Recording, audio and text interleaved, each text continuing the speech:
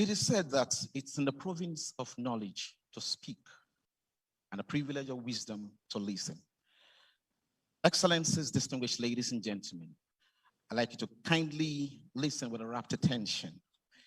The keynote speaker, immediate past chancellor, Ajayi Crowther University, Professor Dapo Ashaju. A resounding, resonating round of applause for him, ladies and gentlemen, as he comes forward.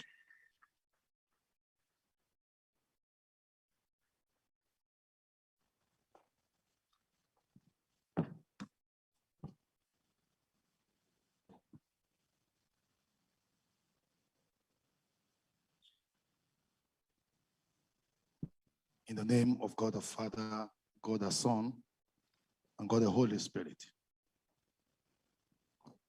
My protocols. Almighty God, our Heavenly Father, our Lord Jesus Christ, and the Holy Spirit. His Excellency, the Vice President of the Federal Republic of Nigeria, erudite Professor of Law, and Pastor Yemi Oshibajo, Grand Commander of the Order of Nigeria, and the Senior Advocate of Nigeria, my elder brother in personal capacity. His Excellency, the Executive Governor of this State of Excellence, Governor Babajide Sanwo-Olu, the visitor to my university, Lagos State University. My father, our father, Pastor W.F. Kumuyi, and Mama Esther Kumuyi and family members. All our fathers in God who are here gathered, prelates, primates, general overseers, men of God.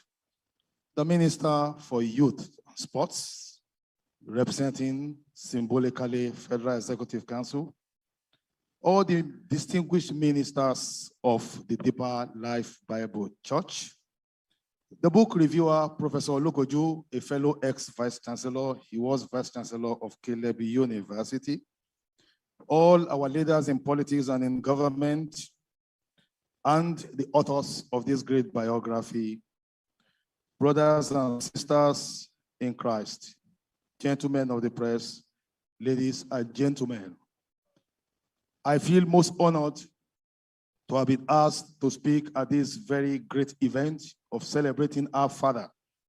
And I bring greetings from my primate, the primate of the Church of Nigeria Anglican Communion, Most Reverend Henry Ndukuba. I speak on the topic, the imperative of integrity, transparency, and trust in leadership. The imperative of integrity, transparency, and trust in leadership, celebrating the life of W.F. Kumuyi, the defender of the faith. I congratulate our father upon celebrating his 80th birthday recently, and I congratulate the authors who have taken it upon themselves to document the life of one of the greatest generals the world has ever seen. My relationship with Baba has not been close, but I have been his son. I was a member of the Deeper Life Bible Church from 1979. He used to go to Ayobo when Ayobo was using canopies. And I remained a member of the Deeper Life Church in Lagos and at Ilorin. And always his books, his tapes have formed my spirituality up to today. You have many sons in the diaspora, Baba. We are proud to be your children. Biographies are very important because no matter how cerebral anybody may be, people suffer from amnesia, which is a tendency to forget things and people so soon after they have left the stage.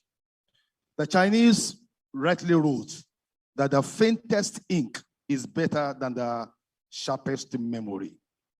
When people die, they die off with all their knowledge, all their wisdom, and that is the calamity we have in Africa.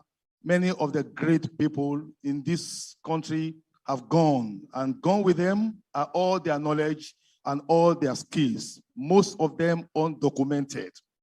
In this climb, not many people celebrate biographies. They help a lot.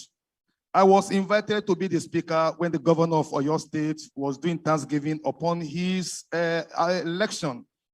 That sermon took place in the church of the president of the Pentecostal Fellowship of Nigeria, Bishop Francis Wale Oke. And my major message to him then was, can you, Your Excellency, go to the bookshop and buy all the books of Chief Obafemi Awolowo? Not less than 15 of those books are available that talks about his life, which stood him out as the greatest president Nigeria never had.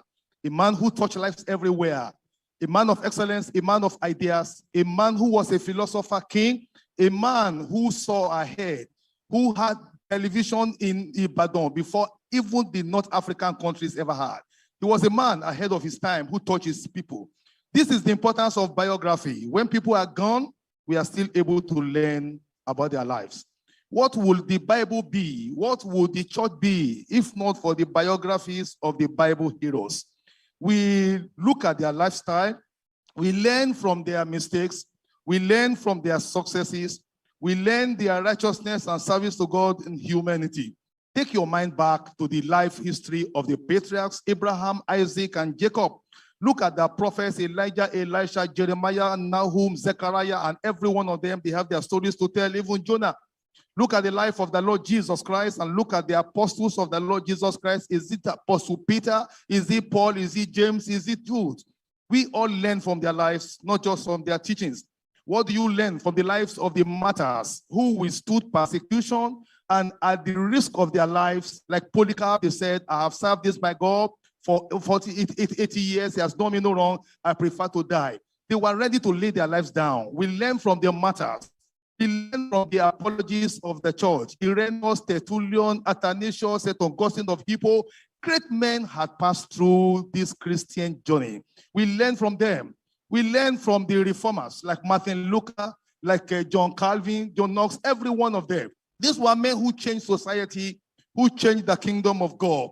We learn from the lives of missionaries who traveled on this land, who sacrificed their life, came from comfortable Europe and came here and planted the seed of Christianity. They were not charismatics, they were not Pentecostals. They had the simple gospel of Christ and they changed society. They gave us education, they changed our culture, they gave us civilization, and they have made us who we are today. Great men like Samuel Elijah Crowther, a man who brought Christianity to the whole of Igbo land, who developed the Igbo orthography. He taught them ABC. Every Igbo man in Nigeria, Pentecostal or Anglican or Methodist, they owe their Christianity to that man. He took Christianity to Onitsha. He was there, planted it there, invited the Roman Catholics to come and join him.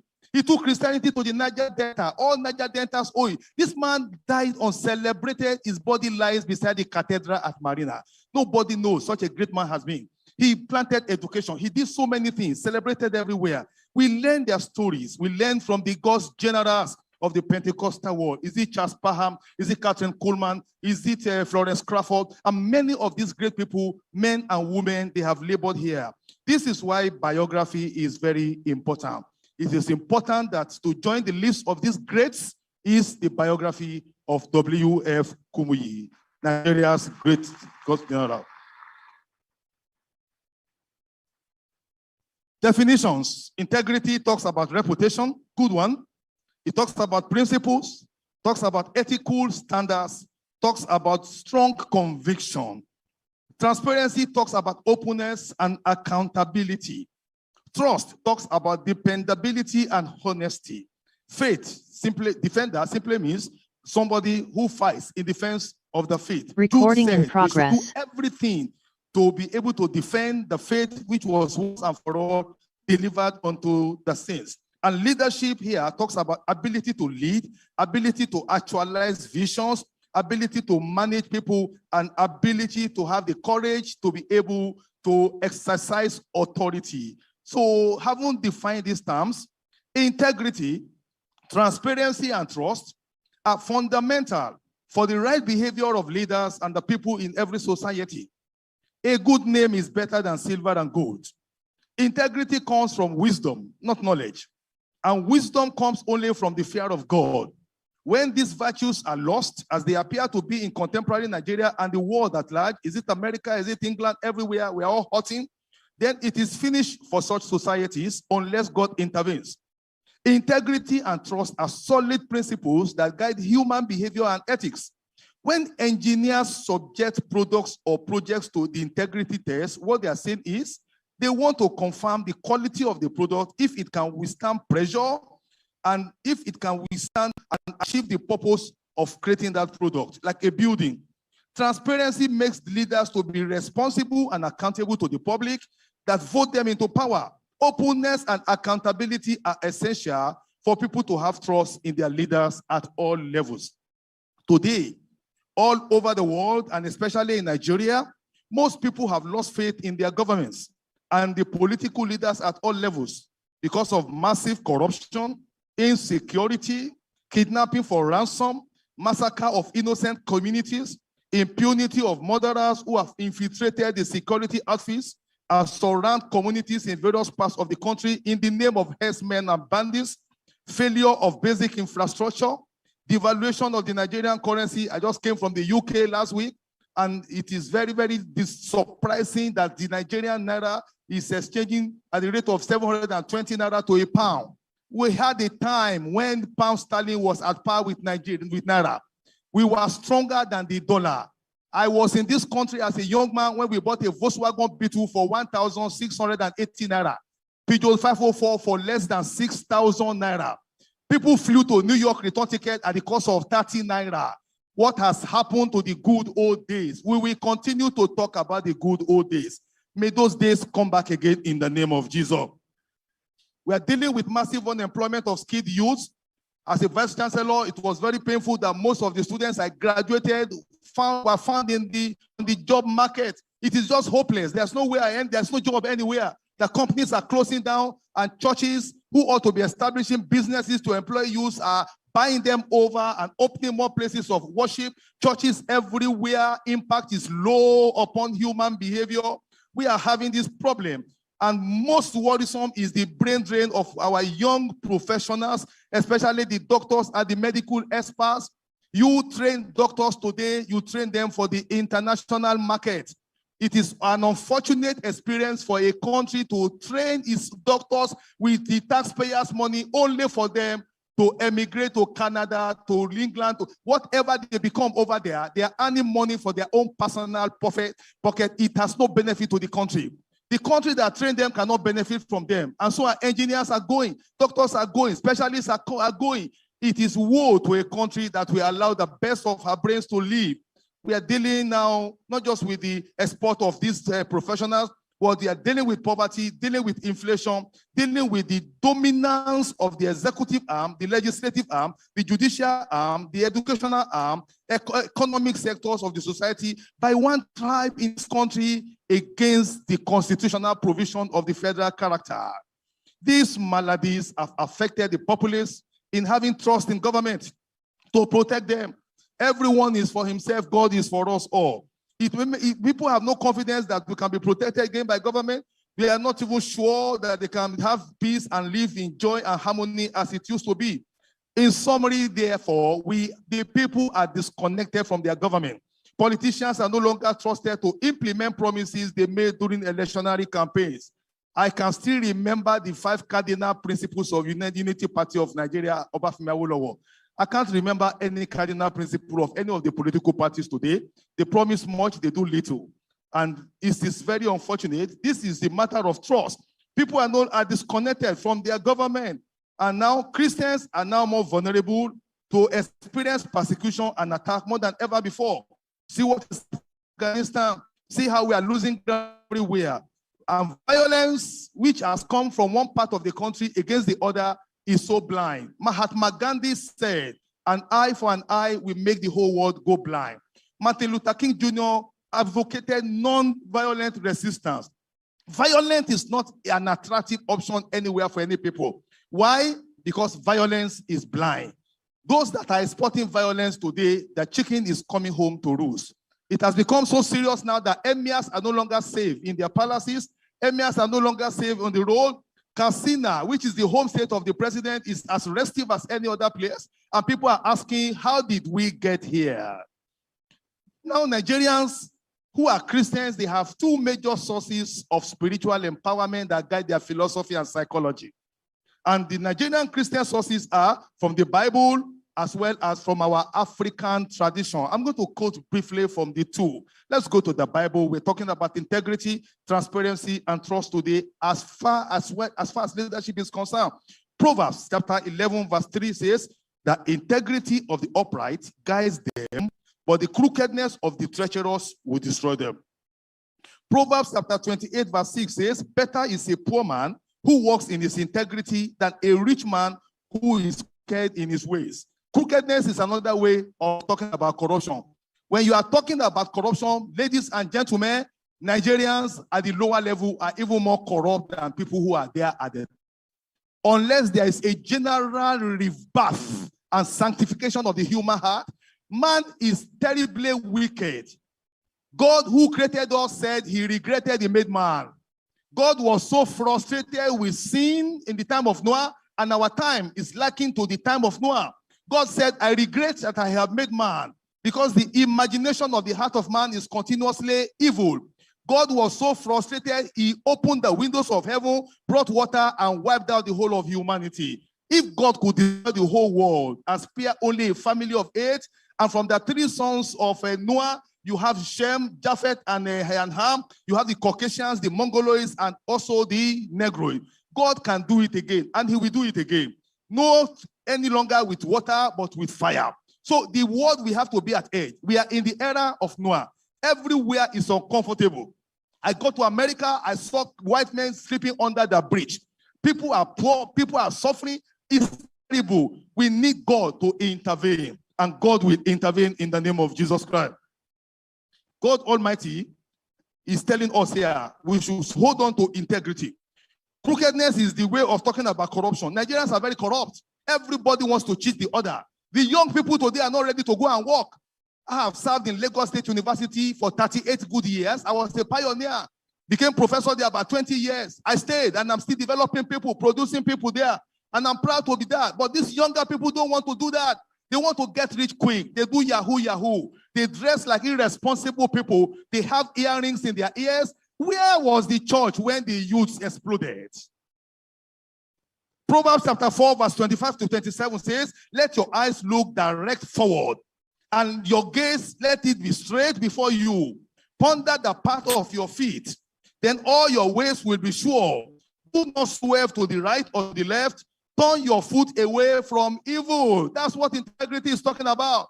When God called Joshua to take over from Moses, you know what God said to him? This book of the law shall not depart from your mouth. You shall meditate in it day and night. Don't turn to the left or turn to the right. No diplomacy, no political correctness. Your yes is your yes, your no is your no. That's what God is saying here. We need to go back to the fundamentals of honesty and integrity. Integrity pays, brethren. Ecclesiastes chapter 12, verses 12 to 13 says, let us hear the conclusion of the whole matter. Fear God and keep his commandment. For this is the whole duty of man on earth. For God shall bring every work unto judgment, whether they are good or evil. Philippians chapter 4, verse 8 says, finally, brothers, whatever is true, whatever is honorable, whatever is just, whatever is pure, whatever is lovely, whatever is commendable, if there is anything of praise, think about these things. Integrity, that is transparency, that is virtue, not vices. The prophets of Israel, they fought against acts of ungodliness and unrighteousness in the society. Amos fought against injustice and unrighteousness. He lamented against the cows of Bashan. He condemned them for the widening gap between the rich and the poor. He said, you are selling the poor for a pair of slippers. And he was talking about prostitution, talking about idolatry, talking about injustice, talking about violence. Amos was indirectly, futuristically talking about the state of Nigeria today. Elijah also took on the gauntlet, and he fought against the prophets of Baal upon Mount Carmel. He fought against Ahab and Jezebel when they murdered Naboth for his vineyard. This is a very big lesson, and I'm glad that my governor is here. Naboth was ready to die to defend his family inheritance. The Yorubas are not careful enough about their future. They are selling away all their lands and people are buying them over. They take the money and they squandered it. I built my house in Badagry 25 years ago. It occurred to me to go and visit the man from whom I bought the house. He was dead. And I saw the daughter, they were still living in the same mud house when I bought the land 25 years ago. Their condition didn't change. They've sold their land. They have no inheritance. Their children can no longer even build at home. We are losing our community. Lagos is almost taken. Where are the indigenous people? People who sell their land, they don't think about their future. We have to be wise the way we behave. Don't think about today and forget about the future. We think about the coming generation. That's the same way we have squandered the money of oil. Squandered it. Oil is a depletable resource. It's going to dry up one day. And people who are buying our oil, they are already making electric machine. When oil stops, then that's the only thing holding us together in this country. Because they go to Abuja to share money. When there's no money to share, people will come back to their senses and find a way to survive. This is a big problem. We have to go back. God does not change a system by talking to a crowd. He looks for a man. He looks for a woman. He looks for somebody who is courageous. He looks for somebody who has the fear of God. When Idiagbon came and he brought discipline, everybody queued up. Nigerians are good followers. We only need leaders who will set example. And God will give us leaders who will set examples by the grace of God. Elijah was able to stand against Ahab and Jezebel. He said, how long shall you be swerving between two opinions? If Yahweh is God, serve him. If it is bad, serve him. Let's go to Mount Carmel. The God that brings down fire is going to be our God. You know the rest of the story. Alone, he took on 400 prophets of Baal and defeated them. Where is it in the Bible that one shall chase 1,000 and two shall chase 10,000? We are not weak in the church. In this country, we are not lacking in population. The deeper life can give us many millions. The Anglican church to which I belong claim 18 million. The Roman Catholics even claim they are more than us. How many are the Pentecostals? How many are the Aladura? We have the population to change things. If only we will wake up, we will be able to take our rightful place. Because our God is the King of Kings and he is the Lord of Lords. Politics is nothing other than governing the affairs of this world created by our God. The earth is the Lord and the fullness thereof. When the righteous are in power, the people will rejoice. When the wicked are in power, the people will mourn. Brethren, I am calling upon us today as we celebrate our Father, who is a prophet, to imitate Elijah. He brought fire from heaven. Look at Ezekiel. He also spoke to the church because the church is as corrupt as the society. If we are not even worse, we are supposed to be the light of the world. A city set upon the hill cannot be hidden. He said, let your light so shine that all men may see your good work and glorify your Father who is in heaven. Hear what God said to the church in quote in the Old Testament. Ezekiel chapter 34 verse 2. Son of man, prophesy against the shepherds of Israel. Prophesy and say unto them, thus says the Lord God unto the shepherds. Woe be to the shepherds of Israel that feed themselves. Should they not be feeding the flock? You eat the fat. You clothe yourself with wool. You kill them that are fair, but you do not feed the flock. Those who are diseased, you do not strengthen. Those who need healing, you do not go there to heal them. And you have not bound up those who are brokenhearted. Those who have gone away, you didn't bring them back again. Evangelism is going down. If our evangelism in the north is as strong or was as strong as it ought to be, we won't be facing the kind of problem like this. If God could convert Saul of Tarsus, a persecutor, he could convert any Boko Haram member. We are slacking in our evangelism. We were slacking. We were doing liturgy. We were doing denominational politicking until deeper life came. And God raised a great man among us in a very humble background. Everywhere, on the buses, everywhere, they brought evangelism, brought tracts, and changed the face of spirituality in the world. I wish all other churches are going to emulate them. God says, I am angry with you, shepherds of Israel. God will not hold government responsible. He will not hold the people responsible. He will hold the church responsible. Because we play a role of guiding them. Nathan could go to King David and say, this is what we have done. This is what God says. The prophets were the ones who were guiding the government. It was Samuel who anointed Saul. It was then Samuel who anointed David. We must go back to our prophetic heritage. Brethren, people have demonstrated integrity in the Bible. Look at Joseph, for example. He said to Potiphar, how can I do this against my God and against my master who trusted in me? Integrity. If he had done that, if he had not feared God, he would never have become a prime minister. He would never have become a prime minister. He became a prime minister at the age of 30. He died on the throne at the age of 110. For 80 good years, he was there. Look at Prophet Samuel. Who among our leaders can do what Prophet Samuel did? At the conclusive part of his ministry, hear what he said. Behold, here I am. I am transparent. Witness against me before the Lord and before his anointed. Whose ox have I taken? Whose ass have I taken? Whom have I defrauded? Whom have I oppressed? Or from whose hand have I received a bribe to blinding my eyes? And I will restore it to you. And the people of Israel said, thou hast not defrauded us, you have not oppressed us, neither have you taken anything from any man. And he said, God is witness against you on this particular matter. How many people can come out and say, here I am? Whom have I defrauded? From whom have I taken a bribe? Let's go back to the Bible. Apostle Paul, after his ministry, he said, I have fought a good fight, I have finished my course, and I have kept the faith. Brethren, integrity is a call for us to go back to the biblical standard. Integrity is for us to go back even to our African philosophy. There is one African philosophy I want to remind you of. This was a book published by J.F. Otunjo in 1943. If you went to primary school when it was good, you will have read this.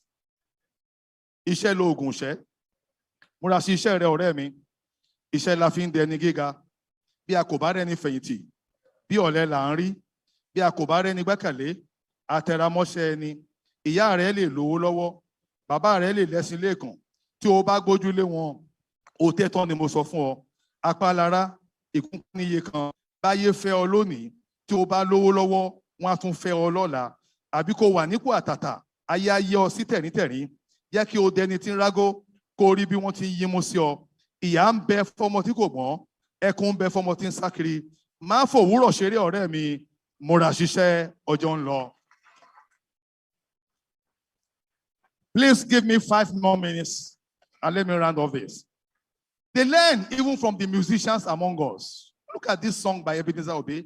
Ẹni rí nǹkan he tó fẹ́ kú pẹ̀lú ẹ o, ọwọ́ ẹni tó ti sọnù ńkọ́. Ayé la bá, ayé la ó fi sílẹ̀ sí, dúró náà, wẹ̀yìn rẹ̀ wò. Àgbájọ owó mà ní, wọ́n ló ń gbẹ́rù dórí àwọn ọmọ wa, ẹ má mà jẹ́ kan taraka. Èní la rí o, kò má ṣẹ̀dá tó mọ̀la, níṣe láyé yìí ẹ̀dá kan tọ́ lẹ́yìn ni, ká parapọ̀ ká rorí. And so on and so forth. People call us there. The gospel is asking us to evangelize. The gospel is asking us to fight against all the enemies of the cross. The nature of man is fighting against us. Persecution is fighting against us. Heresies are fighting against us. Other religions are fighting against us. Communism is fighting against us.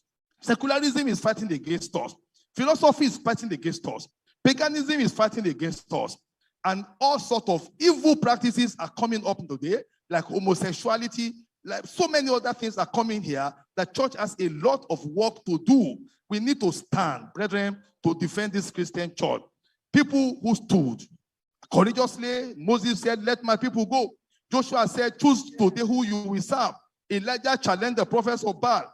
Deborah was able to lead a battle against the enemies of Israel under Barak, and Amos was able to fight for righteousness. Esther was able to intervene at the point when the lives of all the Jews were in danger. The decree was already signed. They were to be killed by their secret agenda. But Esther was there. And God said to Esther through Mordecai, who knows if it is for a time like this that God has put you there. It is for a time like this that God has given unto us a pastor as a vice president of Nigeria. The Lord will strengthen him to be able to help us to also make the difference we require in the name of Jesus Christ. Martin Luther stood up against all the errors of the church at that time. William Wilberforce stood up against slavery. Mary Slessor stood up against killing of twins. Martin Luther King Jr., a man of the church of the Baptist Church, stood up against black segregation in America. And the ministry of Baba Kumuyi, like an Apostle Paul, he has risen up as an apostle of our time. Paul was a persecutor converted. Our dear father was a man who had been called from God by God right from childhood. He trained at Mayflower under the reputable Tai Solarin, a man who believed in communism. From that climb, God has given us an apostle. After the order of the missionaries and the Pentecostal generals, God has brought this man from campus evangelism, from Unilag. He started like a mustard seed, and today he is the leader of the Pentecostal arm of the branch called the Holiness Movement of the Pentecostal Church. That is the classical movement there. He is a man of miracles. I am a beneficiary of the miracles of this great man of God. The dead have been raised, the sick have been healed, 20 people have been prospered, his prophecies have come to pass. He has taught the lives of so many people. He has a voice. His teachings, his tapes, his books, his life is an epistle people are reading. He is indeed the apostle of our time and the prophet of our time. I will say these challenges and then I will close. Nigeria used to be good. Christian ethics used to guard our life and our behavior. When schools were good, they were good because Christian prayer and Christian discipline was there. We must return to discipline, return to prayer, return to the things of God. We must catch our children young. Somebody asked Professor Wale Soyinka, what is your hope for Nigeria? He said, hopeless. He said, well, how do you assess the leaders today? He said, hopeless. He said, what is the hope for tomorrow? He said, the present generation is a wasted generation. They said, what is the way out? He said, raise another generation. We must go back to our curriculum. We must go back to Christianity in the home. We must go back to Christianity in the school. We must go back to evangelism on the street. That is the way we can change the heart of men. Only Christianity can change the heart of men. And when they are transformed, society will transform. Number two, corruption has become so endemic, we need God to intervene. I am challenging Pastor W.F. Kumuyi and Pastor E.A. Adeboye. These two people are, pardon me, other leaders, I'm sorry, but Baba Kumuyi, Baba Adeboye, they pastor the largest congregations today. And they are standing today because of integrity. Am I right? Because of discipline and holiness. Am I right? It's not because of prosperity gospel. These are the two people today who have the strongest voices. I am calling upon them to please unite with other people, bring in everybody under CAN, under PFM, and let us address the Nigerian question. Number two, Baba Kumuyi is 80 already. Baba Adeboye is 79, going to 80. God will give them long life. Can I hear you, amen? But at a point in time, the Lord Almighty will ask them to rest and retire. Where are the Kumuyis and the Adeboyes tomorrow? The question of succession. That is what Baba needs to build up right now. Number three, church leaders are mandated to be watchmen over the society by blowing their trumpet when problems are happening.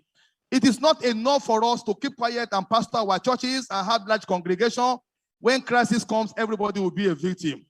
All ministers of God should speak out now. As things are going upside down in Nigeria, you are comfortable here. People are not comfortable in Benue. They are not comfortable in Southern Kaduna. They are not comfortable in other places. All our church leaders must speak out. I look forward to Baba addressing a world press conference. Seated beside him is Baba Adeboye. And let them call people and say enough is enough. They need to lead other people to convene a high-powered meeting with the president. If the vice president is here, representing the highest authority in this country, next only to the president, the federal government is here. Only Baba Kumuyi or Baba Adeboye will have the capacity to bring the federal government to attend a biography launch like this.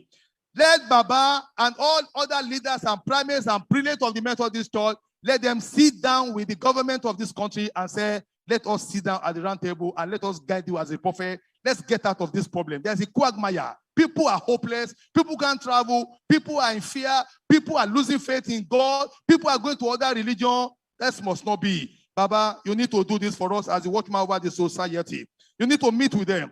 You need to call for a meeting of the states, former past heads of states of this country, call the former judges and let everybody sit down in the legislative arm and let us look at this country and solve the problem. We don't know the answer, but God will reveal to you, Baba, the solution in the name of Jesus Christ.